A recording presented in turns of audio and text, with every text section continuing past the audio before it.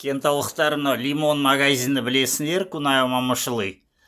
10 жыл бойы бұл жерде баға ақпарат қазақша ешқашан жоқтығын, сөйтіп біреулер маған жазды WhatsAppқа, қандастар ма, әйтеуір түк түсінбей жатырмын, ішіне крем, мынау лимон, мұны білесіңдер.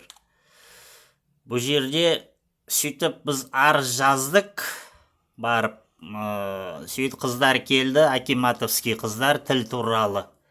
Білесіңдер, Қазақстанда қазақ тілі мемлекеттік тілі бірінші орында. Бұл жерде ешқашан даже иісі болмаған, ол баға ақпаратын иісі де болмаған қазақшасы.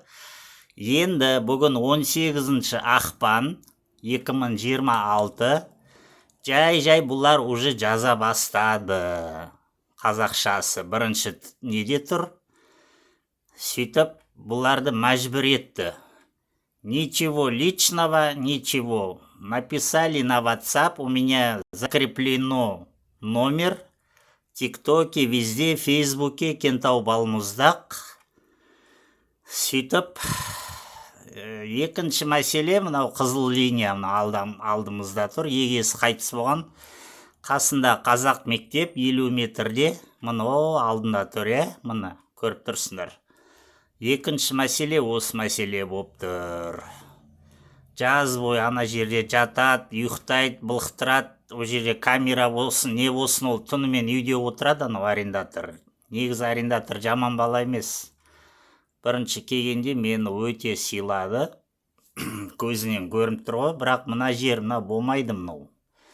Пара беріп алған жер 2006-да пароход Бурабаев корейске берген, корейс қайтыс болды. Хозяин умер, бардак остался дейді ғой. Осы бардакты құртуымыз керек. Қанша балдар шошып жатыр.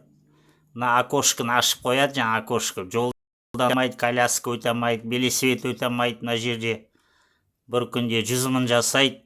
Қырғын адам. Бұл мен лимонмын, мен құдаймын деп ондай болмайды. Лимон болсан өзіне лимонсын, бауырым.